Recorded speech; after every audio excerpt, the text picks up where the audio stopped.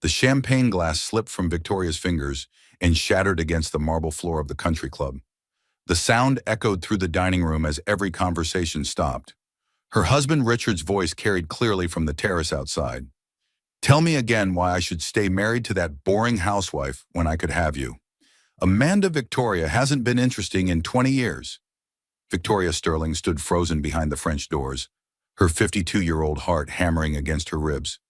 The anniversary dinner she had planned for months suddenly felt like a cruel joke. 25 years of marriage, and this was how she discovered the truth. "She's so predictable," Richard continued, his voice slurred with expensive wine. "Same routine every day. Tennis at 9, lunch with those vapid friends, home by 4 to ask about my day like she actually understands business. God, Amanda, you're everything she's not. Young, ambitious, actually interesting to talk to." Amanda's laugh drifted through the glass. "Richard, darling, you deserve someone who appreciates your success. Victoria's just been coasting on your money for decades." Victoria's hands trembled as she gripped her purse. The emerald earrings Richard had given her that morning suddenly felt heavy against her neck. A celebration of their silver anniversary, he had said, a symbol of their enduring love. "The divorce will be simple," Richard was saying. "I've already spoken to my attorney. Victoria signed that prenup 25 years ago without reading it. She'll get enough to live comfortably. Nothing more. Then you and I can finally be together properly." The words hit Victoria like physical blows. Divorce, attorney, prenup. How long had this been planned? How many dinner parties had she hosted where Amanda had sat at their table, smiling at Victoria while planning to steal her life? "What about her finding out about the other money?" Amanda asked, her voice dropping lower. "She doesn't know about any of that," Richard replied confidently. "Victoria's never shown interest in finances. She has no idea what she's entitled to. It's better this way." Victoria pressed closer to the glass, straining to hear. "Other money. What other money?" "Poor little housewife," Amanda cooed. "She probably thinks she's completely dependent on you." "Because she is," Richard laughed. "Or she thinks she is. It's amazing what people don't know about their own lives when someone else handles everything for them." Victoria stepped back from the door, her mind reeling. 25 years of marriage, and she was nothing more than a joke to them. A boring, predictable housewife who didn't even understand her own financial situation. She looked around the dining room where she had celebrated every major milestone of her adult life. Anniversary dinners, birthday parties, business celebrations. The same country club where Richard had proposed 26 years ago, promising her a lifetime of love and partnership. "Victoria." The hostess approached with a concerned expression. "Are you all right? Dear, you look pale." "I'm fine," Victoria managed, though her voice sounded foreign to her own ears. "Just need some air." She walked past the curious stares of other diners, their whispered conversations following her to the entrance. Everyone probably knew about Richard and Amanda. Victoria was likely the last to find out about her own husband's affair. The valet brought her car around, the silver Mercedes that Richard had bought her for her 50th birthday. Another symbol of his generosity, his love, his care for her comfort. Now it felt like evidence of her dependence, her complete reliance on a man who saw her as nothing more than an obligation. Victoria drove home through the winding roads of Westchester County, past the manicured lawns and elegant homes of their exclusive neighborhood, houses where other wives lived, hopefully in marriages more honest than hers had apparently been. Their mansion came into view, the Georgian colonial that had been her pride and joy for 15 years. She had spent months choosing every piece of furniture, every paint color, every garden plant. Now it felt like a beautiful prison she had decorated herself. Victoria parked in the circular driveway and sat in the darkness, staring at the house where she had believed herself happy. The automatic lights illuminated the front entrance, casting long shadows across the perfectly maintained landscape. She thought about calling someone. Her sister lived in California, too far away to offer immediate comfort. Her few close friends were all wives of Richard's business associates. How could she explain that she had just discovered her entire marriage was a lie? Victoria grabbed her purse and walked toward the house, each step echoing like a countdown to the end of everything she thought she knew about her life. Tomorrow, she would have to figure out what came next. Tonight, she just needed to survive the realization that the last 25 years had been built on deception. The front door felt heavier than usual as she pushed it open. The crystal chandelier in the foyer cast familiar patterns on the walls, but everything looked different now. This wasn't her home anymore. It was the house where she had been kept comfortable while her husband planned her disposal. Victoria climbed the stairs to their bedroom, wondering if Richard would come home tonight or stay with Amanda. Either way, she needed to start planning. Margaret Chen, the divorce attorney whose card she had kept hidden in her jewelry box for 2 years, was going to get a call first thing in the morning. As she reached the landing, Victoria paused to look at the family photos lining the hallway. Wedding pictures, vacation shots, images of a happy couple building a life together. All lies, she realized now. Or at least, lies on his part. But something Amanda had said nagged at her. What other money had they discussed? Victoria had never paid attention to their finances beyond her monthly allowance and credit cards. Richard had always handled investments, taxes, business matters. He said it was too complicated for her to worry about. Now she wondered what else Richard had deemed too complicated for his boring, predictable wife to understand. Tomorrow, she would start finding out. Tonight, she would plan her escape from the beautiful cage she had never realized she was in. Victoria walked into her bedroom and closed the door behind her. For the first time in 25 years, she was truly alone. And for the first time in longer than she could remember, she felt something other than contentment. She felt angry.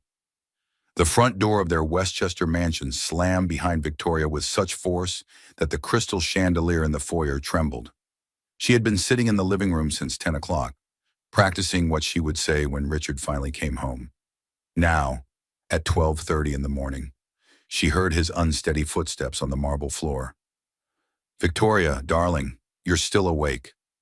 Richard's voice carried the casual tone of a man who believed himself completely safe from discovery. He appeared in the doorway of the living room, loosening his tie with the satisfied air of someone who had just concluded successful business. "I heard everything at the club tonight." "Richard."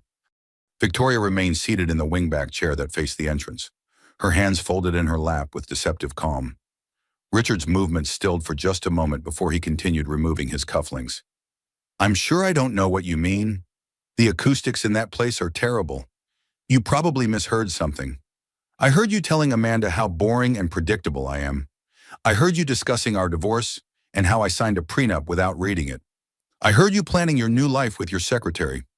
The cufflinks clattered onto the side table as Richard finally looked directly at her. In the lamplight, Victoria could see the calculations running behind his eyes, weighing denial against admission, strategy against impulse.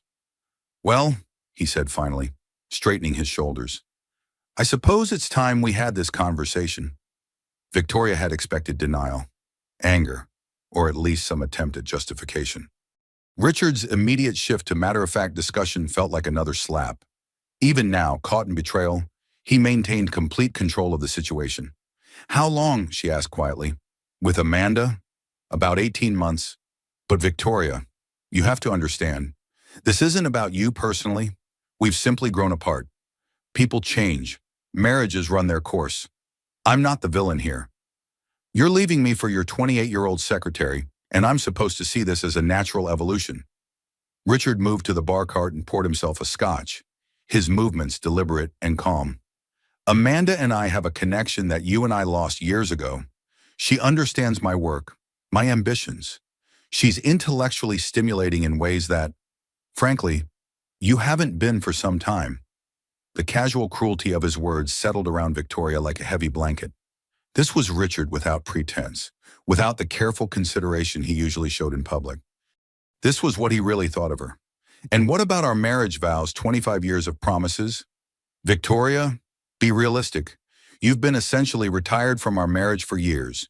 You play tennis, you lunch with friends, you manage the household staff. It's a pleasant life, but it's not a partnership. Amanda and I are partners." Richard sat down across from her, his expression becoming almost gentle, as if he were explaining something complicated to a child. "Look, I'm not going to leave you destitute. You'll have enough money to maintain a comfortable lifestyle, a nice condo somewhere, maybe in the city. You can take art classes, travel, whatever women your age do when they finally have freedom." "Women my age," Victoria repeated slowly. You mean divorced women whose millionaire ex-husbands decided they were too boring to keep around. Don't be dramatic. This is a business transaction at this point. We'll handle it cleanly, quietly. My attorney will contact you next week with the settlement offer. I think you'll find it quite generous. Victoria studied her husband's face, searching for any sign of the man she had married 26 years ago. Richard had always been ambitious, sometimes ruthless in business, but she had believed that with her, he was different. She had been wrong about that too. What if I don't want a divorce? She asked. Richard's laugh was not unkind, but it was dismissive. Victoria, darling, what would be the point? We both know this marriage has been over for years. We've just been going through the motions. Now we can both move on to something real? Something real with Amanda. Yes, with Amanda. She's pregnant. Victoria, we're going to have a family together. The words hit Victoria like ice water. A baby. Richard was 55 years old, starting over with a woman young enough to be his daughter, planning the family he had always claimed he didn't want with Victoria. You said you didn't want children, she whispered. I didn't want children with someone who would have been a reluctant mother. Amanda wants to build something with me. She's excited about our future in a way that you never were about ours. Victoria felt something crack inside her chest. Not just heartbreak, but something harder and sharper. Rage, perhaps, or determination. She had spent 25 years being the perfect wife, creating a perfect home, supporting his perfect career, and his response was to replace her with someone who would do it better. You think I'll just sign your papers and disappear quietly? I think you'll do what's best for everyone involved. Fighting this will only make it more expensive and more public. Do you really want to drag this through the courts? Do you want everyone in Westchester County discussing your personal business? Richard stood up, smoothing his hair with the gesture she had once found endearing. Now it looked like preening. I'll be staying at the Waldorf until this is settled. You can reach me through my attorney if you need anything. Try to think rationally about this. Victoria, this is an opportunity for both of us to start fresh. He walked toward the stair and then paused and turned back. Oh, and Victoria, I'd appreciate it if you didn't make this more difficult than necessary. Amanda doesn't deserve to be dragged into our marital problems. Victoria watched him climb the stairs to pack his things, his footsteps confident and unhurried.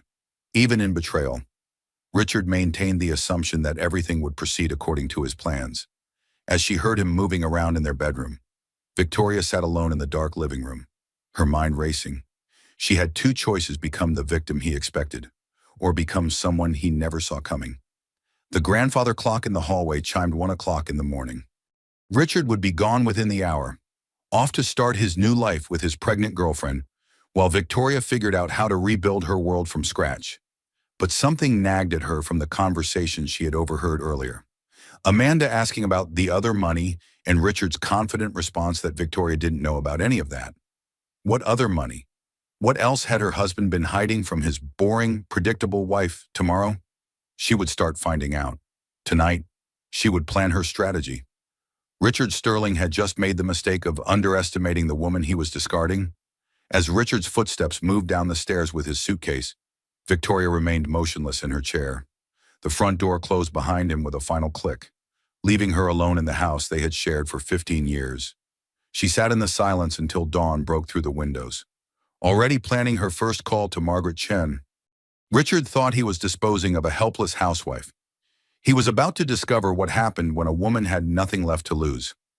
3 days later, Victoria sat across from divorce attorney Margaret Chen in a glass office overlooking Manhattan.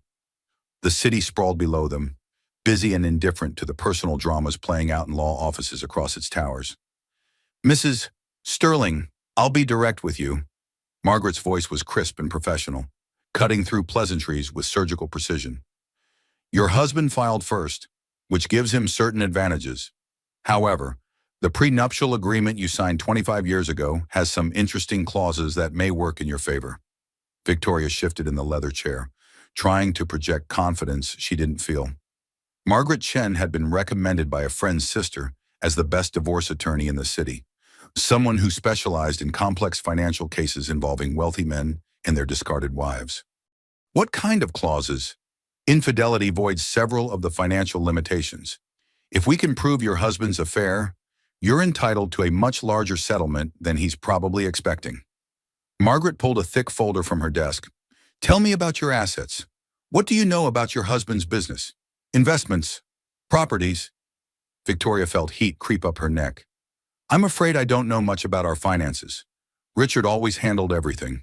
He gave me an allowance for household expenses and personal spending, but I never saw tax returns or investment statements.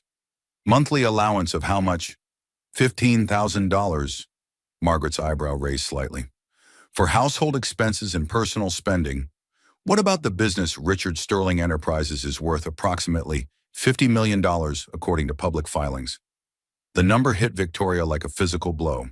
$50 million. She had known Richard was successful, but the magnitude of their wealth had never been real to her. It was just comfort, security, the ability to buy what she wanted without worrying about cost. Mrs. Sterling, in marriages involving this level of wealth, wives typically have much more financial knowledge. How long has Richard controlled all the money decisions? Since we were married, he said finance was too complicated for me to worry about, that I should focus on making our home beautiful and let him handle the business side. Margaret made notes on a yellow pad, her expression carefully neutral. And you never questioned this arrangement. Victoria felt defensive, then angry at feeling defensive. I trusted my husband. I thought that's what marriage was supposed to be. Partnership, with each person handling what they did best. Mrs. Sterling, in my experience, men who insist on total financial control usually have something to hide. I'm going to recommend we hire a private investigator to look into your husband's affairs, both romantic and financial. The word affairs hung in the air between them. Victoria wondered how many other women had sat in this chair, discovering that their trust had been weaponized against them. How much will this cost? My retainer is $50,000. The investigator will be additional? Do you have access to that amount? Victoria's checking account had $8,000. Her savings account had $12,000. Money she had accumulated from her allowance over the years, mostly for gifts and charitable donations. I don't have $50,000 readily available. Margaret leaned forward. Mrs. Sterling, if your husband controls all the money and you need money to fight him, we have a problem. Unless, she paused in studying Victoria's face. Is there any family money inheritance, trust funds, anything separate from your husband's business? No, I don't think so. My parents died when I was young. I was raised by my grandmother, but she passed away 15 years ago. What was your grandmother's name? Eleanor Montenegro. But she wasn't wealthy. She lived modestly, worked in the hospitality industry. Margaret's pen stopped moving. She looked up sharply. Eleanor Montenegro, the casino owner. Victoria stared at her. Casino owner. No, my grandmother worked for casinos, but she didn't own them. She was in management or something like that. Margaret was already typing on her computer, her fingers flying across the keyboard. After a moment, she turned the screen toward Victoria. Mrs. Sterling, your grandmother Eleanor Montenegro owned 3 casinos in Atlantic City. Montenegro Enterprises was valued at approximately $60 million when she died 15 years ago. The words on the screen blurred as Victoria tried to process what she was reading. Obituary for Eleanor Montenegro, businesswoman and casino magnate, survived by 1 granddaughter, Victoria Montenegro Sterling. That's impossible. Richard would have told me if I inherited anything significant. Margaret's expression shifted from professional neutrality to something harder. Mrs. Sterling, who handled your grandmother's estate? Richard did. He said it was just paperwork, that there wasn't much to settle. He took care of everything so I didn't have to deal with it during my grief. And you never saw any documents, never spoke to your grandmother's attorney? Victoria shook her head, a sick feeling growing in her stomach. Richard said it would be too painful for me, that he would handle all the legal details. Margaret picked up her phone and dialed a number. James, it's Margaret Chen. I need you to look up the Montenegro estate from 15 years ago. Eleanor Montenegro died September 2009. What happened to Montenegro Enterprises?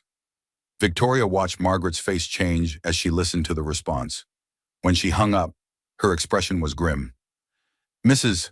Sterling, your husband has been acting as executor of your grandmother's estate for 15 years. Montenegro Enterprises is still operating, still profitable. According to public records, the casino properties are held in trust for Eleanor Montenegro's granddaughter. The room seemed to tilt around Victoria. You're saying I own casinos. I'm saying your husband has been controlling your inheritance for 15 years without your knowledge. The trust generates approximately $5 million in income annually. Money that legally belongs to you. Victoria gripped the arms of her chair. $5 million a year.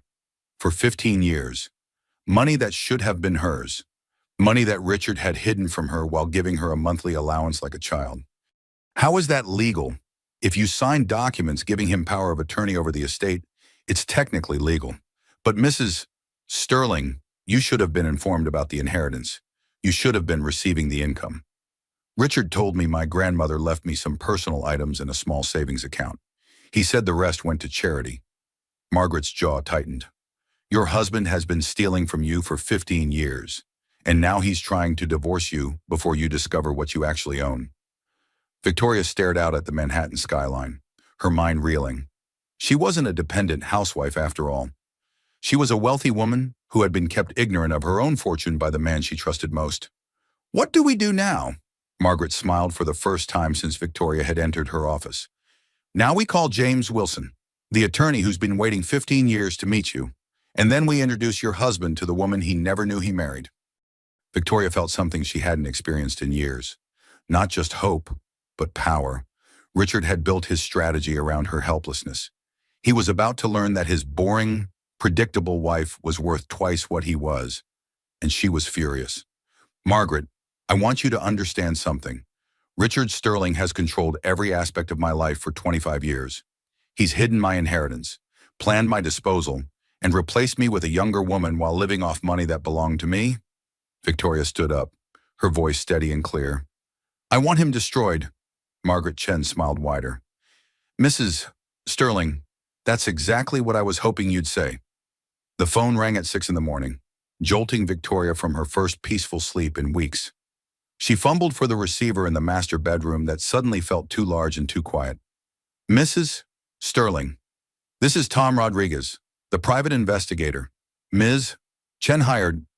I have some preliminary findings about your husband that I think you need to hear immediately. Victoria sat up in bed, her heart already racing. Tom's voice was warm and reassuring, but the urgency in his tone sent adrenaline coursing through her system. What did you find? Richard Sterling Enterprises has serious financial problems. Your husband owes approximately $12 million to various creditors, and his business assets have been declining for the past 3 years. He's been covering losses with aggressive borrowing. Victoria pressed the phone closer to her ear. You mean he's broke? Worse than broke, Mrs. Sterling. He's desperate, and desperate men do dangerous things. There's more. Amanda Chen, his secretary, isn't just some young woman looking for security. Her family owns Chen Restaurant Group, worth about $30 million. She's not marrying him for money. Then why is she marrying him? That's what I'm still investigating. But Mrs. Sterling, your husband has been moving money offshore for the past 6 months. Large amounts, in ways that suggest he's preparing for something big. Victoria got out of bed and walked to the window. Looking out at the perfectly manicured grounds of the estate she now realized she had been paying for without knowing it. Tom, I need to understand something. If Richard's business is failing and he owes money, why would a wealthy woman want to marry him? That's the question that's been keeping me up all night. Mrs. Sterling, I'm going to keep digging, but I wanted you to know that this situation is more complicated than a simple affair and divorce. After Tom hung up, Victoria made coffee in the kitchen that still felt like a stage set for a life that had never been real. She needed to understand more about her grandmother's casinos, about the money that had been hidden from her, about the life she had been living without realizing it.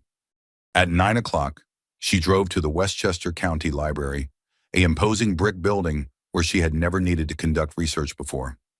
The reference librarian, a small woman in her 70s with sharp eyes behind wire-rimmed glasses, approached Victoria at the computer terminal.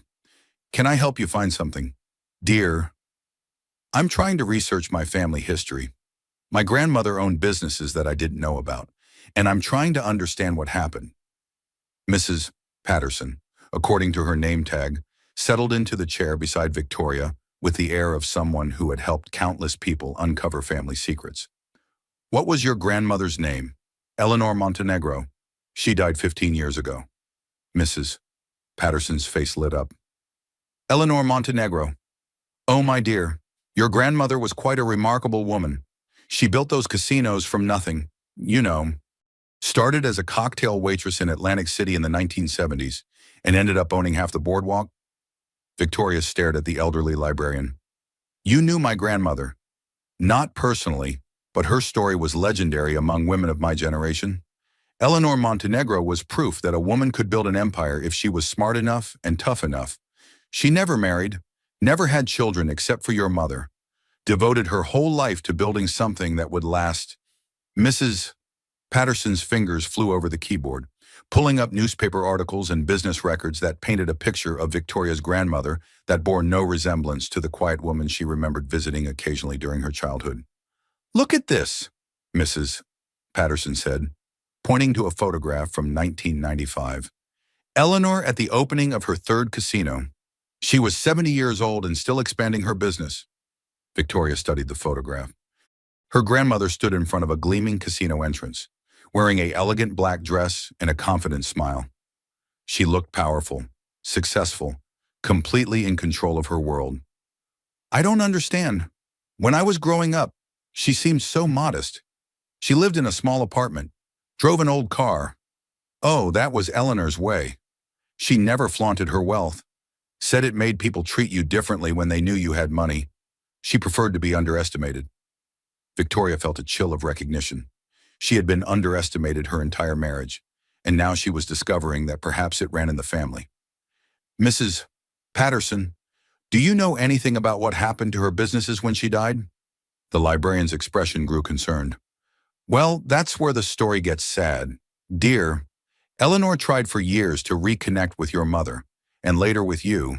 She wanted to pass on her legacy, to teach you about the business. But your mother was never interested. And after your mother died, Eleanor said your husband prevented any contact. Victoria's chest tightened. My husband prevented contact.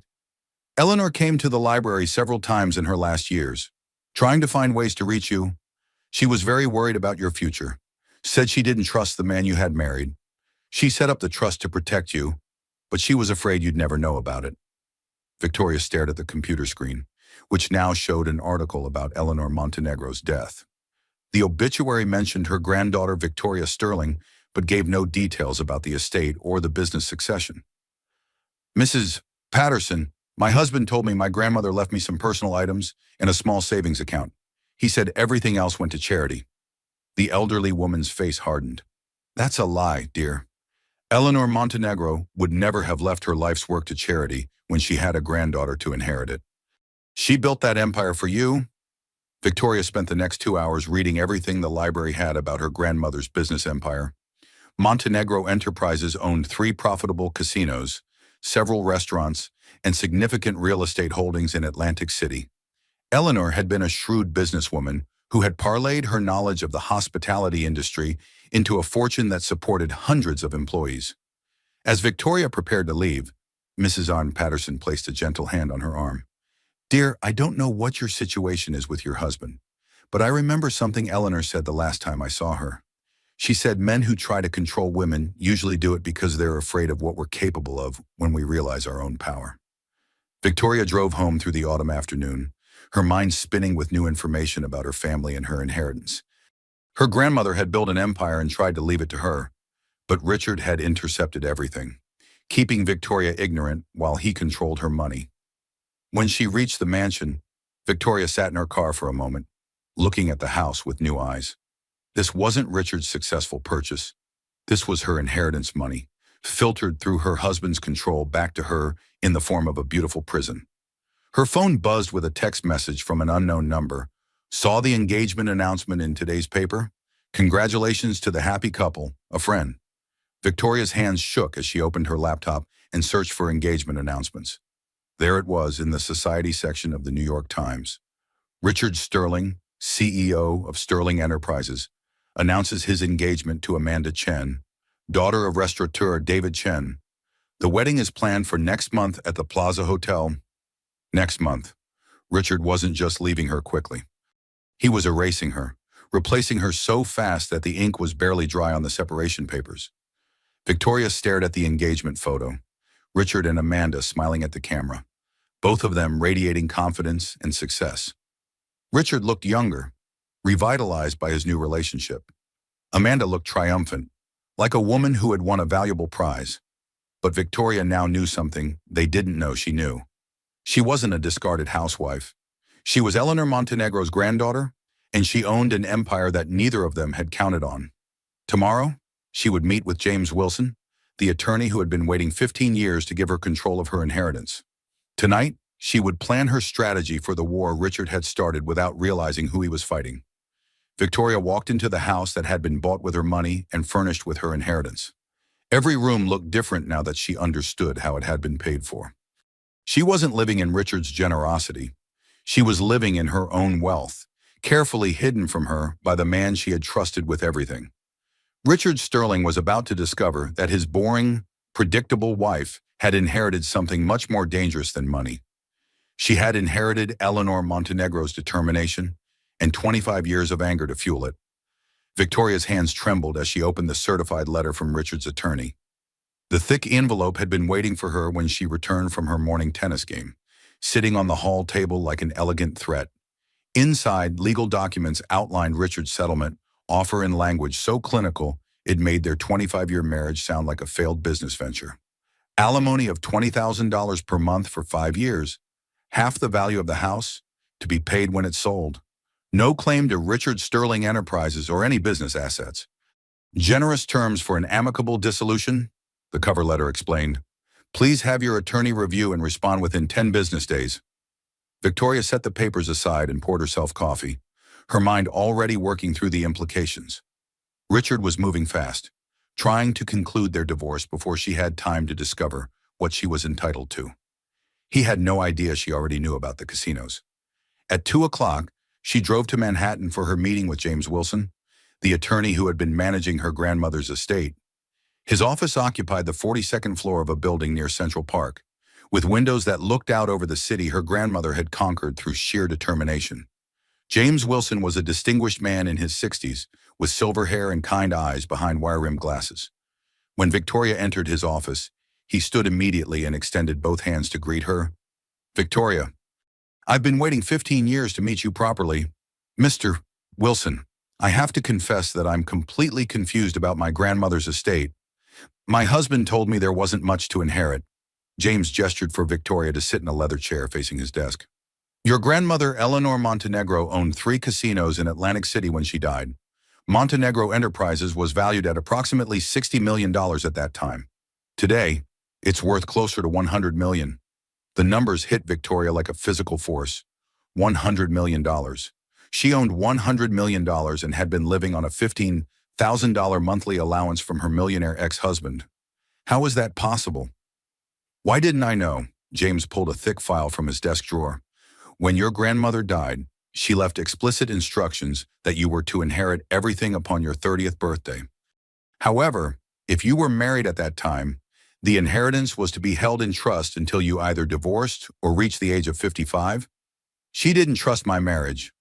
Eleanor was concerned about your husband's influence over you. She suspected he might try to control the inheritance for his own purposes. The trust was designed to protect you. Victoria felt a surge of gratitude for a grandmother she had barely known. Eleanor Montenegro had seen through Richard's charm 25 years before Victoria herself had understood what kind of man she had married. What happened when I turned 30 or when I turned 50 last year? James's expression grew uncomfortable. Your husband, acting as your representative, requested that the trust continue. He claimed you weren't interested in managing business affairs and preferred that he handle all financial matters. I never said that. Richard never even told me there was a trust. Mrs. Sterling, I wrote to you personally on your 30th, 40th, and 50th birthdays, explaining the inheritance and offering to meet with you. Did you never receive those letters? Victoria shook her head, anger building in her chest. Richard handles all our mail. He said it was more efficient that way. James handed her a folder containing copies of his letters. Victoria read her grandmother's words, reaching across the years from beyond death. Victoria, I built this empire for our family. I want you to understand that you never have to depend on anyone else for your security. You have the power to control your own destiny." Tears stung Victoria's eyes. Her grandmother had tried to give her independence, and Richard had stolen it by intercepting every communication. "Mr. Wilson, what exactly do I own?"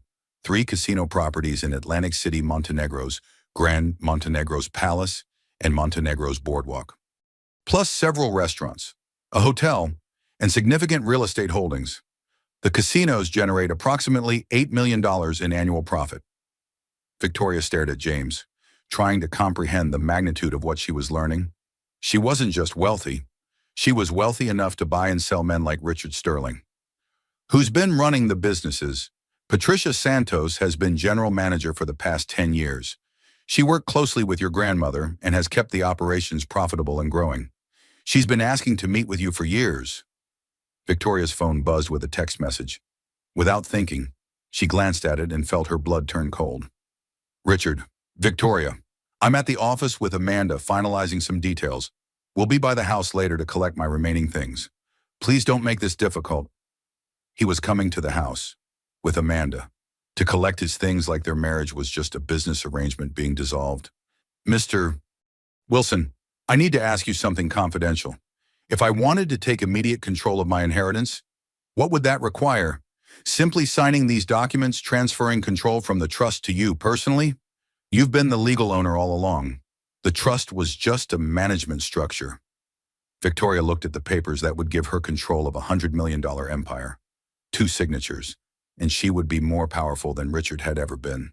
"If I sign these, when would the transfer be effective?" "Immediately. By 5 o'clock today, you would have complete control of Montenegro Enterprises." Victoria picked up the pen and signed her name with a flourish. "Mr. Wilson, I'd like to meet Patricia Santos as soon as possible, and I want to see my casinos." "Of course, I should mention, Patricia has been very concerned about some inquiries she's received recently. Someone has been asking questions about the business operations, the financial structure, the ownership situation." "What kind of inquiries?" "The kind that suggests someone is researching whether Montenegro Enterprises might be for sale or vulnerable to a takeover." Victoria felt ice in her veins. "Who's been making these inquiries?"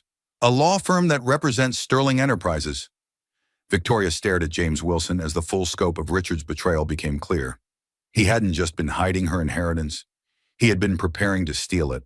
The divorce, the quick settlement offer, the pressure to sign papers without reviewing them. Richard was planning to take control of her casinos and merge them with his failing business. "Mr. Wilson, my husband's business is in financial trouble. If he had gained control of my inheritance through the divorce, could he have used it to save his company?" "Absolutely. $100 million in profitable casino assets would have solved any financial problems Sterling Enterprises might have." Victoria stood up, her mind racing with the implications. Richard wasn't leaving her for Amanda's youth and beauty. He was leaving her to steal her inheritance and save his failing business empire. Amanda wasn't a trophy wife. She was part of a business plan. "I need to get to Atlantic City immediately." "Victoria, are you all right? You look pale." "Mr. Wilson, my husband has been planning to steal everything my grandmother built. He's been setting up this divorce to gain control of assets I didn't even know I owned. I need to see my properties and make sure they're secure." James stood as well, his expression grave. "I'll call Patricia Santos and let her know you're coming. Victoria, your grandmother would be very proud of the woman you're becoming." Victoria gathered the documents that proved her ownership of an empire and headed for the elevator. She had thought Richard was discarding her because she was boring and predictable. Instead, he was discarding her because she was worth $100 million, and he needed her money to save his failing business. The elevator descended toward the parking garage, carrying Victoria toward a confrontation she finally understood. Richard hadn't fallen out of love with her. He had never loved her at all. She had been a means to an end from the beginning, and now that end was finally within his reach. But Richard Sterling had made a crucial mistake. He had underestimated Eleanor Montenegro's granddaughter, and Victoria was about to show him exactly what kind of woman he had been married to for 25 years without ever really knowing. The law offices of Montenegro Enterprises occupied an entire floor of a Manhattan skyscraper Victoria had never noticed before. As the elevator carried her to the 38th floor, she felt like Alice falling down the rabbit hole into a world that belonged to her, but felt completely foreign. James Wilson met her at the reception area, his distinguished voice carrying a slight Boston accent that somehow made everything feel more official and important. Victoria, before we proceed, I want you to understand the magnitude of what your grandmother built. Eleanor Montenegro started with nothing and created one of the most successful casino operations on the East Coast. They walked through hallways lined with photographs of Atlantic City's evolution from struggling seaside town to gaming destination. Victoria stopped at a picture of her grandmother cutting a ribbon at what appeared to be a casino opening. She looked so confident, Victoria murmured. Eleanor was confident. She understood that in business, especially for women, perception is reality. If you project strength and competence, people treat you accordingly. If you project uncertainty, they take advantage. James led Victoria into a conference room with floor-to-ceiling windows overlooking the Hudson River.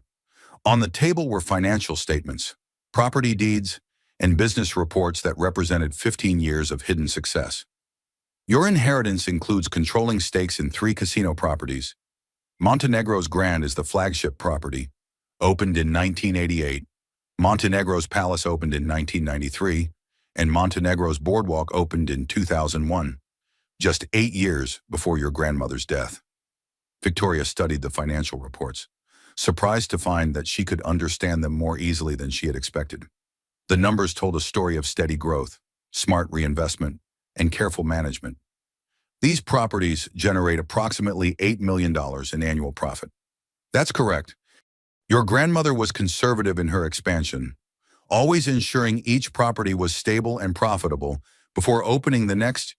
She believed in building something that would last rather than growing quickly and risking everything.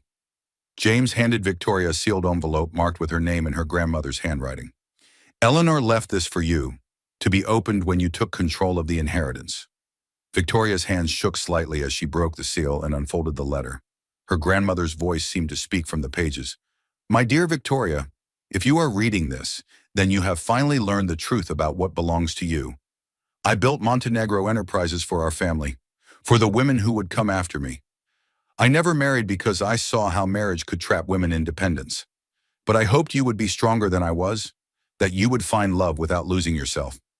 If your husband has hidden this inheritance from you, it means I was right to worry about his intentions. Victoria, you have the blood of survivors in your veins. Our family came to America with nothing and built something that will last for generations. Don't let anyone convince you that you are not capable of running this business. You are Eleanor Montenegro's granddaughter, and that means you are stronger than you know. Victoria looked up to find James watching her with kind eyes. She really built all this for me, for you and for the idea of what you could become. Eleanor used to say that women need to own things, not just live off the generosity of men. She wanted you to have the security that comes from controlling your own destiny. Victoria walked to the window and looked out at the city where her grandmother had made her fortune. Below, people moved through their lives, most of them probably unaware that the woman standing 40 floors above them had just inherited an empire. James, I need to understand something. My husband has been acting as my representative for 15 years. What exactly has he been doing with the business income? James's expression grew uncomfortable. The income from the casinos has been deposited into accounts controlled by your husband. Legally, as your representative, he had the authority to manage the money as he saw fit. How much money are we talking about? James consulted a thick ledger. Over 15 years, approximately $120 million in profits have been generated by your properties. Victoria felt dizzy. $120 million. Richard had been collecting her inheritance money for 15 years, while giving her a monthly allowance and making her feel grateful for his generosity. Where is that money now? According to the records your husband has provided, it's been reinvested in various business ventures. Sterling Enterprises has been the primary recipient of the investments. Victoria understood now. Richard hadn't just been hiding her inheritance. He had been using it to fund his own business empire. Sterling Enterprises had been built with Montenegro money, and now that Richard's business was failing, he needed to take direct control of the casinos to save himself. James, what happens if I want to audit where that money went? As the owner of Montenegro Enterprises, You have every right to a complete accounting. In fact, I've been requesting detailed financial reports from your husband for years. He's been reluctant to provide them. Victoria's phone buzzed with another text from Richard. We'll be at the house at 6 p.m. with Amanda. Please have my golf clubs ready. The casual arrogance of the message infuriated her. Richard was treating their divorce like a minor inconvenience. Confident that he had successfully managed her ignorance for 25 years and could continue doing so through the settlement. James, I want to see my casinos immediately, and I want to meet Patricia Santos. Of course, I should warn you. Patricia has been asking difficult questions about the business operations lately. She's noticed some irregularities in the financial reporting. What kind of irregularities? Money being transferred out of casino operating accounts without her authorization. Payments to Sterling Enterprises that she can't account for. Patricia is a very thorough manager, and she's been concerned about activities that seem designed to weaken the casino operations. Victoria felt a chill of understanding. Richard wasn't just planning to steal her inheritance through the divorce. He had been systematically weakening her businesses to make them easier to acquire or merge with his failing company. How soon can we get to Atlantic City? My car is waiting downstairs. We can be there in 2 hours. Victoria gathered the documents that proved her ownership of Montenegro Enterprises and headed for the elevator. 25 years of marriage were ending, but something much more important was beginning. She was about to meet the empire her grandmother had built for her and the woman who had been protecting it. As the elevator descended toward the parking garage, Victoria thought about Richard's text message. He would arrive at their house at 6 o'clock, expecting to find a defeated housewife ready to sign his settlement papers. Instead, he would find that his boring, predictable wife had just taken control of a business empire worth more than his wildest dreams. Richard Sterling had spent 15 years stealing from Eleanor Montenegro's granddaughter. Tonight, he was going to discover what happened when Victoria Montenegro Sterling decided to fight back. The elevator doors opened, and Victoria stepped into her new life as one of the most powerful women in Atlantic City. Behind her, the old Victoria disappeared forever, leaving only Eleanor Montenegro's granddaughter and the empire that had been waiting for her to claim it. Margaret Chen's voice was sharper than usual when she called Victoria the next morning. Victoria was standing in the penthouse office of Montenegro's Grand Casino, looking out over Atlantic City with new eyes, when her phone rang. Victoria, we have a problem. Richard's attorney is pushing for an immediate settlement conference. They want to finalize the divorce next week, before you have time to properly evaluate your assets. Victoria watched the morning crowd moving along the boardwalk below. Casino employees, tourists, business people starting their day in the empire her grandmother had built. Let them push. Margaret, I'm ready for a settlement conference. Victoria, I don't think you understand the pressure they're applying. Richard's attorney is claiming you're being unreasonable, that you're trying to delay the proceedings for vindictive reasons. The judge might force a quick resolution if we can't demonstrate legitimate grounds for more time. Victoria smiled, thinking about the documents in her briefcase that proved her ownership of 3 casinos. Margaret, I think we'll be fine. How quickly can you prepare a complete financial disclosure of my assets? Your assets, Victoria? We've been through this. The prenuptial agreement limits your claims to, Margaret. I'm not talking about claims against Richard's assets. I'm talking about my assets, the ones he's been hiding from me for 15 years. The silence on the other end of the phone stretched for several seconds.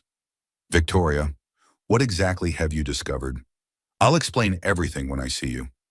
Can you meet me in Atlantic City this afternoon? Atlantic City, Victoria? What are you doing in Atlantic City? I'm visiting my casinos. Victoria ended the call and turned to face Patricia Santos, the woman who had been running Montenegro Enterprises for the past 10 years. Patricia was a strong woman in her 40s, with intelligent dark eyes and an air of competence that reminded Victoria of her grandmother's photographs. Mrs. Sterling, I've been waiting to meet you for a very long time. Your grandmother talked about you constantly. She was so proud of you, even though she worried about your situation. Patricia, please call me Victoria, and thank you for taking such good care of my grandmother's businesses. I'm sorry I didn't know about any of this until now. Patricia's expression grew concerned. Victoria, there are some things we need to discuss about the business operations. I've been filing reports with your husband's office for years, but I've never received responses to my questions about some of the financial decisions being made. Victoria settled into the leather chair behind the massive oak desk that had belonged to her grandmother. The office felt right somehow, like putting on clothes that had been tailored specifically for her. What kind of questions? Over the past 5 years, approximately $15 million has been transferred out of our operating accounts to Sterling Enterprises. Your husband's representatives told me these were investments in expanding casino operations, but I've never seen any expansion plans or received any documentation about what the money was used for. Victoria felt her anger building again. $15 million in the past 5 years alone. Richard had been systematically draining her businesses to fund his failing company. Patricia, what would happen if I wanted to recall those investments immediately? If Sterling Enterprises can't return the money, we could file lawsuits for recovery. But Victoria, there's something else you need to know. I've been receiving inquiries from potential buyers about whether Montenegro Enterprises might be for sale. What kind of buyers? Casino management companies, investment groups, competitors looking to expand? The inquiries all come through intermediaries, but they're asking very specific questions about our operations, our profitability, our debt structure. Victoria understood immediately. Richard was preparing to sell her casinos to cover his business debts, the quick divorce, the pressure for immediate settlement, the systematic draining of casino funds. Richard was setting up a fire sale of her inheritance. Patricia, I want you to implement new security measures immediately. No money transfers, no operational changes, no discussions with potential buyers without my direct authorization. Of course. Victoria, can I ask what's happening with your marriage situation? Victoria looked out at the Atlantic Ocean, thinking about the woman she had been a week ago and the woman she was becoming. My husband is divorcing me to marry a younger woman. He thinks I'm a helpless housewife who will accept whatever settlement he offers. He's about to discover that he's been married to Eleanor Montenegro's granddaughter for 25 years without really knowing who I was. Patricia smiled for the first time since Victoria had arrived. Your grandmother used to say that the most dangerous opponents are the ones who underestimate you because they think they know you. Victoria spent the afternoon touring her properties with Patricia. Montenegro's Grand was elegant and sophisticated, catering to high-end clients who appreciated luxury and discretion. Montenegro's palace was larger and more vibrant, popular with tourists and casual gamblers. Montenegro's boardwalk was the newest property, featuring restaurants and entertainment venues along with gaming. Each casino was profitable, well-managed, and staffed with employees who had worked for the company for years. Victoria met dealers, restaurant managers, security personnel, and administrative staff who all spoke of Eleanor Montenegro with respect and affection. Your grandmother created something special here, Patricia explained as they walked through the employee cafeteria at Montenegro's Grand. She treated workers well, provided good benefits, promoted from within. People were loyal to her because she was loyal to them. Victoria noticed the way employees looked at her, assessing whether she would continue her grandmother's traditions or change the culture that had made Montenegro Enterprises successful. At 5 o'clock, Victoria returned to the penthouse office to call Margaret Chen with her instructions for the settlement conference. Margaret, I want you to accept Richard's proposal for a quick resolution. Tell his attorney that I'm ready to settle immediately. Victoria, I think you're making a mistake. We need more time too. Margaret, trust me on this. I want you to schedule the settlement conference for tomorrow afternoon, and I want you to bring the financial disclosure documents I'm sending you. What financial disclosure documents? The ones that show I'm worth approximately $100 million in casino assets. Plus, I have legitimate claims for recovery of another $120 million that my husband has stolen from me over the past 15 years. The silence on Margaret's end of the phone was profound. Victoria, please tell me you're not making this up. Margaret, I'm sending you documentation right now. And I want you to invite the press to the settlement conference. I think the story of Richard Sterling's financial manipulations will be very interesting to business reporters. You want to invite the press to your divorce settlement? Victoria looked at the photographs of her grandmother lining the office walls. Eleanor Montenegro had built an empire through intelligence, determination, and strategic thinking. Now it was Victoria's turn to use those same qualities. Margaret, my husband has been stealing from me for 15 years while making me think I was dependent on his generosity. He's planning to divorce me quickly so he can steal the rest of my inheritance before I discover what I own. And he's bringing his pregnant girlfriend to our house tonight to pick up his golf clubs, like our marriage was just a minor inconvenience. Victoria's voice grew stronger as she spoke. I want Richard Sterling destroyed. I want his business empire exposed as a fraud built with stolen money. I want his new girlfriend to understand exactly what kind of man she's marrying, and I want every woman in America to know what can happen when you trust the wrong man with your financial security. Margaret's voice was admiring when she responded. Victoria, I think I'm beginning to understand why your grandmother left you a casino empire. Tomorrow afternoon, Margaret, make sure Richard knows that his boring, predictable wife is ready to settle quickly and quietly. Victoria ended the call and walked to the window overlooking the Atlantic City boardwalk. Tomorrow, Richard would discover that his carefully planned theft had failed. His business would be exposed as fraudulent. His new relationship would be destroyed by scandal, and his ex-wife would emerge as one of the most powerful women in the casino industry. Richard Sterling had bet everything on his ability to control and deceive Victoria Montenegro Sterling. Tomorrow, he would learn that he had been playing against the house, and the house always won. The family court judge called the case of Sterling versus Sterling at precisely 9 o'clock Tuesday morning. Victoria sat beside Margaret Chen at the plaintiff's table, wearing a navy blue suit that had belonged to her grandmother and carrying a briefcase filled with documents that would destroy Richard's carefully constructed lies. Richard entered the courtroom with his expensive legal team, his confidence evident in every gesture. He wore his best charcoal suit and his lucky cufflinks, the ones Victoria had given him for their 10th anniversary. Amanda sat in the gallery behind him, her engagement ring catching the morning light as she placed a protective hand over her still flat stomach. Your Honor, Richard's attorney began, my client is prepared to offer a very generous settlement to expedite these proceedings. Mrs. Sterling will receive $20,000 monthly in alimony for 5 years, plus half the equity in the marital home. We believe this is more than fair given the prenuptial agreement and Mrs. Sterling's limited contributions to the marital assets. Victoria watched Richard's face as his attorney spoke.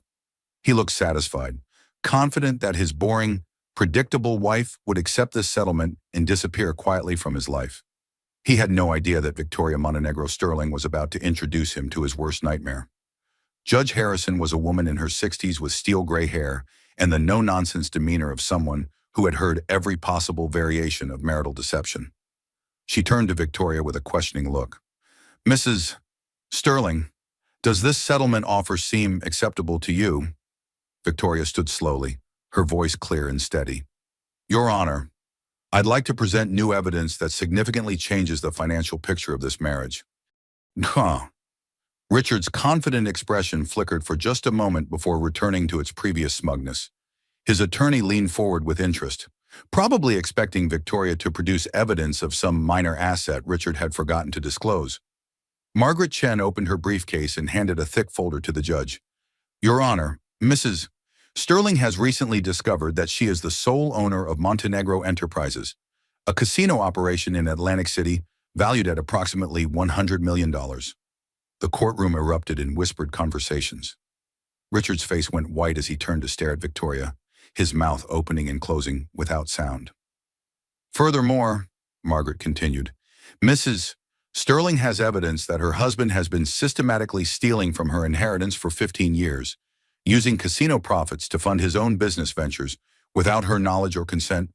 Judge Harrison raised her hand for silence. Mrs. Sterling, you're claiming ownership of casino properties worth $100 million? Yes, Your Honor. Properties that my grandmother Eleanor Montenegro left to me 15 years ago, which my husband has been controlling and exploiting while keeping me ignorant of their existence. Richard finally found his voice. Your Honor, this is ridiculous. Victoria has never shown any interest in business affairs. She's always been content to let me handle financial matters. Because you told me there were no significant financial matters to handle, Victoria replied, her voice carrying across the courtroom with surprising strength. Because you intercepted every communication from my grandmother's estate and convinced me that I had inherited nothing of value. Margaret handed additional documents to the judge. Your Honor, these are copies of letters sent to Mrs. Sterling on her 30th, 40th, and 50th birthdays by the estate attorney, explaining her inheritance. Mrs. Sterling never received these letters because her husband intercepted them. Amanda stood up in the gallery, her voice sharp with panic. Richard, what is she talking about? You said she didn't have any money of her own? Judge Harrison's gaze moved to Amanda. Miss, please sit down. You're not a party to these proceedings. But Amanda remained standing, her face pale as she stared at Richard. You told me she was completely dependent on you financially. You said the divorce would be simple because she had no resources to fight. Richard's attorney was frantically whispering in his ear, but Richard seemed unable to focus on anything except the documents being presented to the judge. Your Honor, and Margaret continued, we have financial records showing that approximately $120 million in casino profits have been transferred to Sterling Enterprises over the past 15 years. Money that legally belonged to Mrs. Sterling, but was taken without her knowledge. Victoria watched Amanda's face as the magnitude of Richard's deception became clear.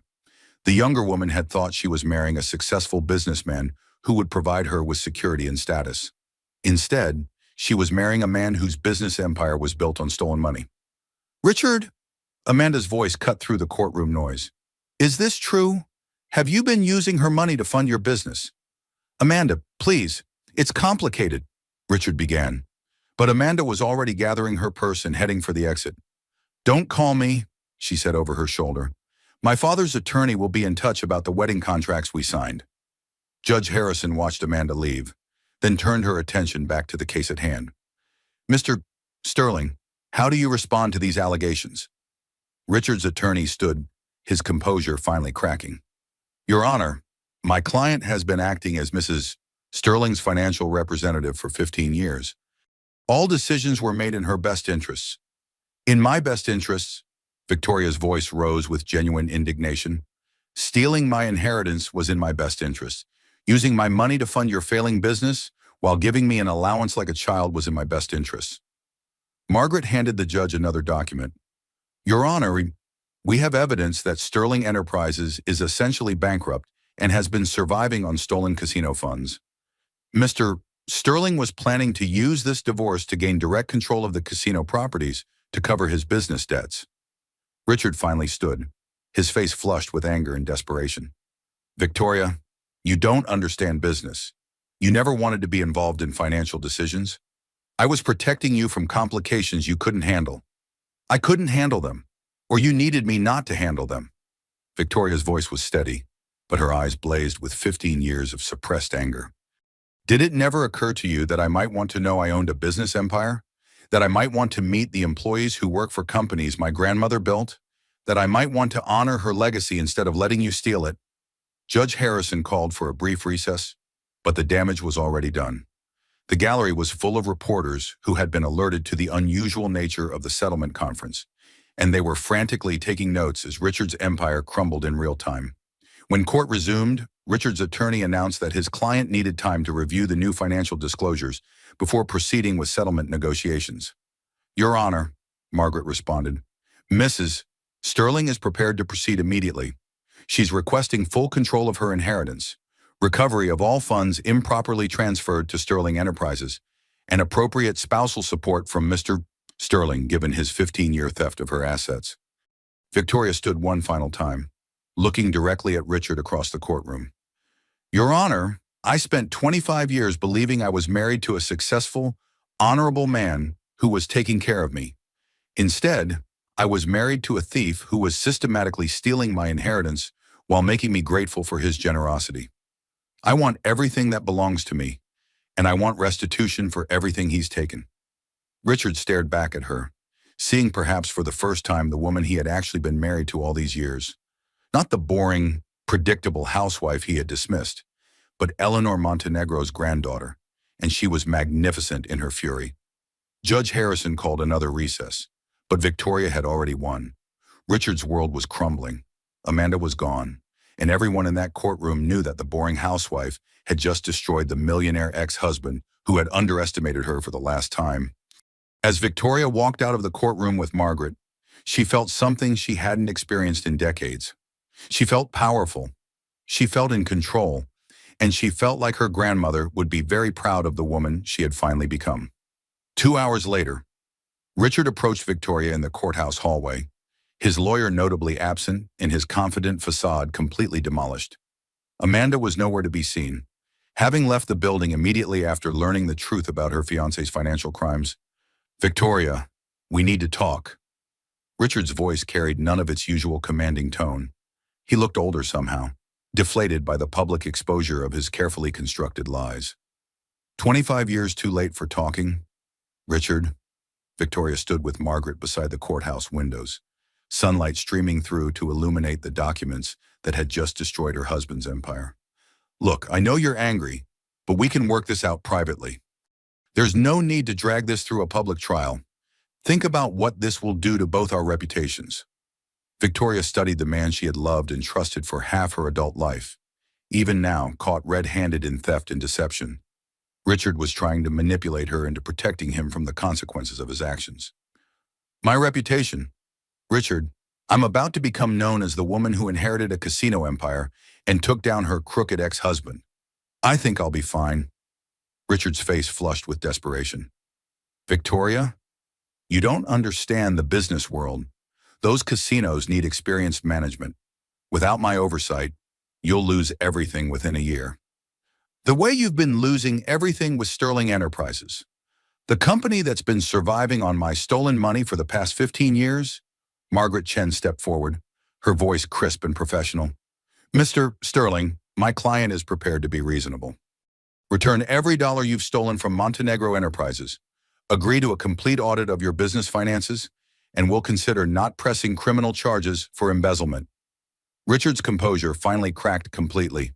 "Criminal charges, Victoria? You can't be serious. We were married. Married couples share assets. Married couples share assets they know about. Richard, you deliberately hid my inheritance while stealing from it. That's not sharing. That's theft." Behind Richard, Victoria could see Amanda's family members arriving at the courthouse. The Chen family had apparently heard about the morning's revelations and come to assess the damage to their daughter's engagement to a man whose business empire was built on stolen casino money. Amanda's father, David Chen, approached with two men in expensive suits who looked like attorneys. Victoria recognized him from society photographs, a successful restaurateur who had built his own legitimate fortune. "Mr. Sterling?" David Chen's voice was ice cold. "My daughter tells me there are some financial irregularities we need to discuss." Richard turned to face the Chen family delegation, his face pale with panic. "David, I can explain everything. This is just a misunderstanding between Victoria and me. A misunderstanding involving $100 million in casino assets and 15 years of theft." David Chen's attorney stepped forward. "Mr. Sterling, we've reviewed the wedding contracts your fiancé signed. There are significant financial guarantees that appear to be fraudulent given today's revelations." Victoria watched Richard's remaining support system crumble in real time. Amanda was gone. Her family was pursuing him for fraud, and his business partners were probably receiving phone calls from reporters asking about Sterling Enterprises' financial stability. Margaret's phone buzzed with a text message. She glanced at it and smiled. "Victoria, the business reporters are already running the story. Casino Heiress exposes husband's 15-year theft is trending on financial news sites." Richard's phone began ringing incessantly. Victoria could see the panic in his eyes as he realized that his professional reputation was being destroyed as thoroughly as his personal life. "Victoria, please. You know me. I'm not a criminal. I was trying to build something for our future." "Whose future, Richard?" "The future you were planning with Amanda. The future that required you to steal my inheritance and divorce me before I found out what you had done." Patricia Santos appeared at the end of the hallway, walking briskly toward Victoria with a folder in her hands. She had driven up from Atlantic City as soon as Margaret called with news of the settlement conference. "Victoria, I have the preliminary audit results you requested." Patricia's voice carried the satisfaction of someone whose concerns had finally been validated. "Sterling Enterprises owes Montenegro Enterprises approximately $47 million in misappropriated funds, plus interest." Richard stared at Patricia in horror. "You can't prove that money was misappropriated. Those were legitimate business investments." "In a company that's bankrupt?" Patricia's voice was sharp with years of frustration. "Mr. Sterling, I've been asking for documentation of these investments for 5 years. You never provided any because they don't exist." David Chen's attorney stepped closer to Richard. "Mr. Sterling, we're going to need a complete accounting of your assets before we proceed with any discussions about the wedding contracts. There's not going to be a wedding, Victoria said quietly. Amanda made that clear when she walked out of the courtroom. Richard looked around the hallway at the faces surrounding him. Victoria, powerful and confident in her grandmother's suit. Margaret Chen, sharp and relentless in pursuit of justice. Patricia Santos, protective of the business empire she had been safeguarding. David Chen's legal team, calculating the damage to their family's reputation. What do you want from me? Richard's voice was barely above a whisper. Victoria thought about her grandmother's letters, about the 25 years she had spent believing herself dependent on a man who was stealing from her, about the employees of Montenegro Enterprises who had been wondering when Eleanor Montenegro's granddaughter would finally come home. I want you to return every dollar you stole from me. I want you to publicly acknowledge that Sterling Enterprises was built with stolen casino funds, and I want you to disappear from my life completely. Richard's phone rang again. This time, he answered it with shaking hands. Richard Sterling. His voice cracked as he listened to whoever was calling. Yes, I understand. I'll be there as soon as possible. He ended the call and looked at Victoria with something that might have been respect for the first time in their marriage. That was my business partner. The banks are calling our loans. Sterling Enterprises will be in bankruptcy by the end of the week. Victoria felt no satisfaction in Richard's destruction, only a deep sense of justice finally being served. I'm sorry it came to this. Richard, I'm sorry you chose to steal from me instead of simply telling me the truth about my inheritance. Would you have stayed married to me if you had known you were worth more than I was? Victoria considered the question seriously. I don't know, but you never gave me the chance to find out. Did you? Richard walked away down the courthouse hallway, his phone ringing again and again as his world continued to collapse. Victoria watched him go, feeling oddly peaceful for the first time in months. Margaret Chen placed a gentle hand on Victoria's arm. How do you feel? Victoria looked out at the Manhattan skyline, thinking about the casinos waiting for her in Atlantic City, the employees who had protected her grandmother's legacy, and the life she was about to build as the woman she had always been, but never known she could become. I feel like Eleanor Montenegro's granddaughter, Victoria said, and I feel like it's time to go home. 6 months later, Victoria stood at the podium of the Women's Business Leadership Conference in Philadelphia, looking out at an audience of 300 women who had come to hear her story. The conference theme was Finding Strength After Betrayal, and Victoria's speech had been the most requested session of the weekend. When I was 52 years old, Victoria began, her voice clear and confident, I discovered that everything I thought I knew about my life was a lie. I thought I was a dependent housewife whose millionaire ex-husband was generously supporting me. Instead, I was a casino owner whose husband had been stealing from me for 15 years. The audience leaned forward with intense attention. Victoria had learned that her story resonated with women across the country who had discovered their own versions of betrayal and financial manipulation. I want to talk today about the difference between the woman I was and the woman I became, and how sometimes our greatest disasters can reveal our greatest strengths. Victoria looked out at faces of women in their 20s, 30s, 40s, 50s, and beyond. Professionals, entrepreneurs, mothers, wives, divorcees, women who had built their own empires, and women who were just beginning to understand their own power. My grandmother Eleanor Montenegro started with nothing and built a casino empire worth over $100 million. She did this as a single woman in an industry dominated by men, at a time when women had few legal protections and even fewer opportunities. Victoria clicked to a slide showing her grandmother's photograph from the opening of Montenegro's Grand Casino. Eleanor understood something that took me 52 years to learn: women need to own things, not just live off the generosity of others. She built Montenegro Enterprises not just for herself, but as a legacy for the women who would come after her. A woman in the front row raised her hand. Victoria, how did you find the courage to fight back when you discovered the truth? Victoria smiled, thinking about that moment in the courthouse, when she had finally understood who she really was. I realized that I had been living someone else's idea of who I should be, instead of discovering who I actually was. The woman who accepted $15,000 a month as an allowance was playing a role. The woman who owned 3 casinos was the real me. Victoria advanced to the next slide, showing Montenegro's boardwalk casino during its recent expansion. Today, Montenegro Enterprises employs over 800 people and generates $12 million in annual profit. We've expanded our restaurant operations, opened a boutique hotel, and just broke ground on our fourth casino property. The audience erupted in applause. Victoria had become something of a celebrity in business circles, featured on magazine covers and quoted in articles about women's financial independence after 50. But the most important thing I've learned is that our power doesn't come from the money we inherit or the businesses we own. Our power comes from understanding that we deserve to control our own destinies. Victoria moved away from the podium, walking closer to the audience as her voice became more personal. 6 months ago, my ex-husband Richard was sentenced to 5 years in federal prison for embezzlement and fraud. Sterling Enterprises was dissolved, its assets sold to pay creditors. Amanda Chen married someone else within 3 months of our divorce, and she's now pregnant with her new husband's child. A ripple of satisfaction moved through the audience. Victoria had learned that women particularly enjoyed the part of her story where everyone got exactly what they deserved. But I don't tell you this because I want you to focus on revenge. I tell you this because I want you to focus on justice.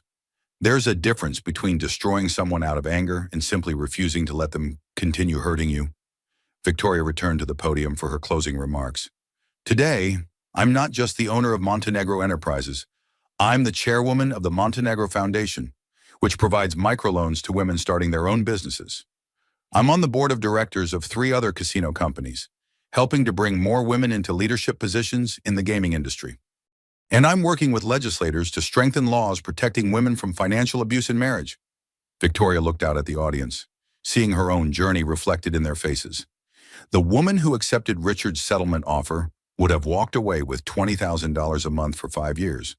The woman who fought back recovered $120 million in stolen assets and built a business empire that will support hundreds of families for generations.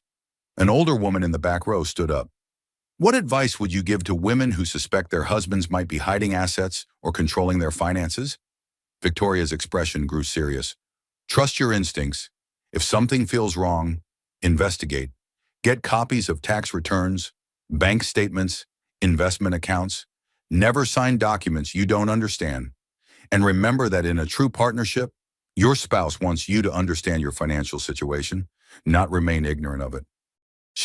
Margaret Chen, who was sitting in the front row, smiled at Victoria's practical advice.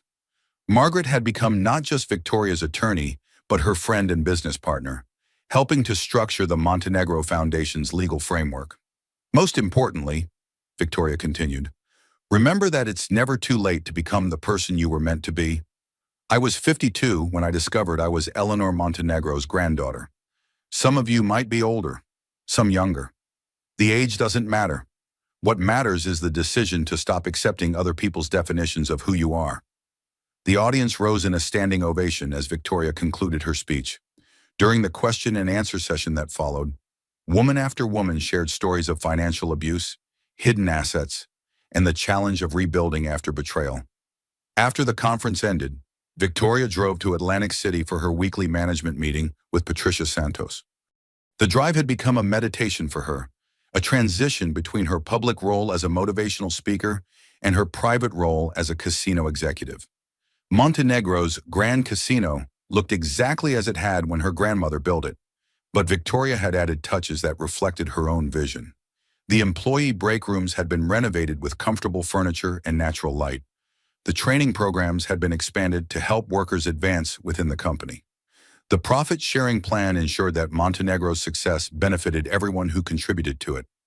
Victoria found Patricia in the penthouse office, reviewing the quarterly reports with the satisfaction of someone whose instincts had been vindicated.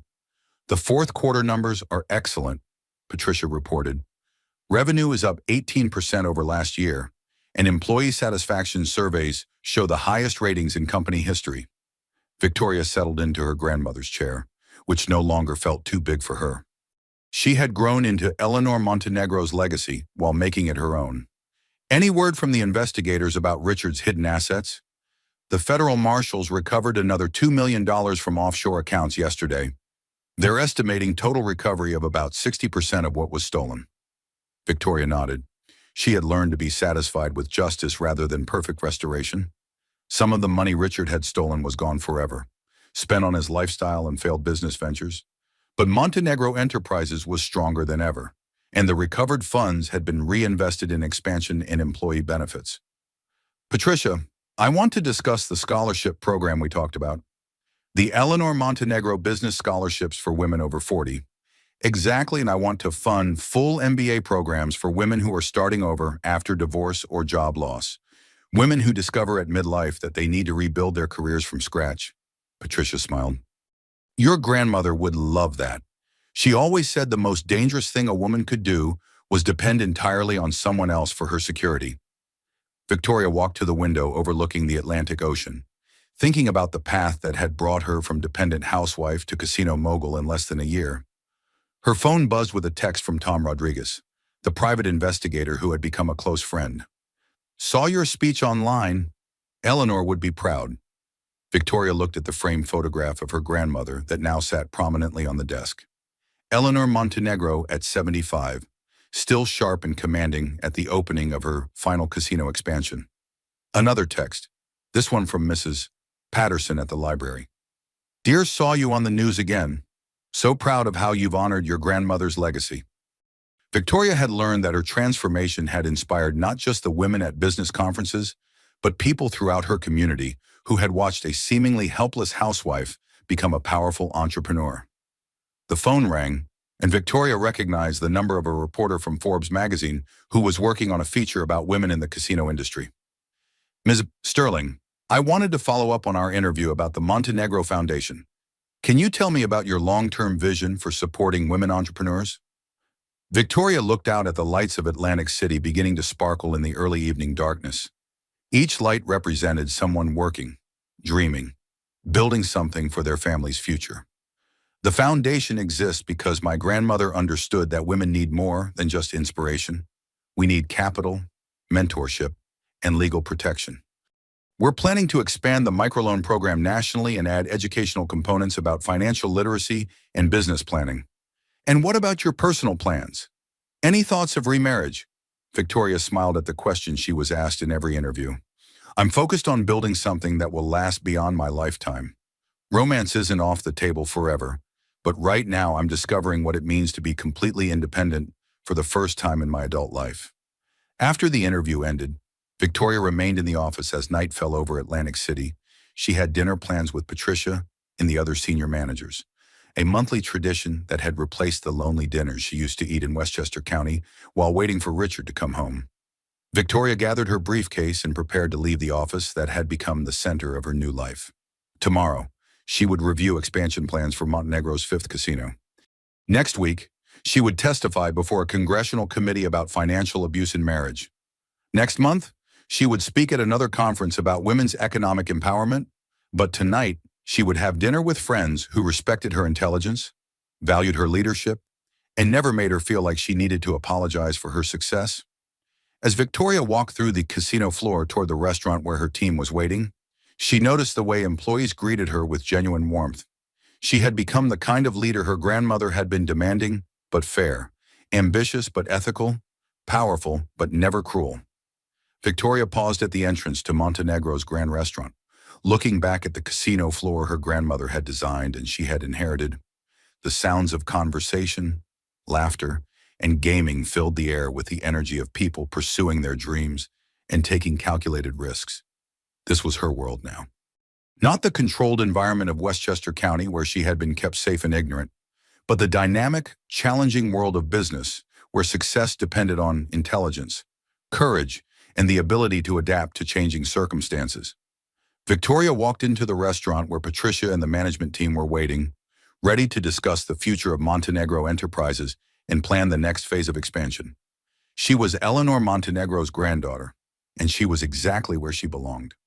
As she joined her colleagues at the table, Victoria reflected on the journey that had brought her from devastating betrayal to triumphant self-discovery. The woman who had stood frozen behind the French doors of the country club no longer existed. In her place was Victoria Montenegro Sterling, casino owner, foundation chairwoman, and living proof that it's never too late to become the person you were always meant to be. The conversation flowed around the table as the team discussed quarterly reports, expansion plans, and employee initiatives.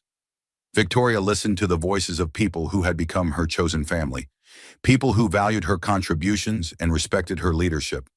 Outside the restaurant windows, the Atlantic Ocean stretched toward the horizon, eternal and ever-changing like the possibilities that lay ahead. Victoria had lost a husband but found herself, lost a marriage but gained an empire, lost her illusions but discovered her strength, and that, she realized, was the most valuable inheritance of all.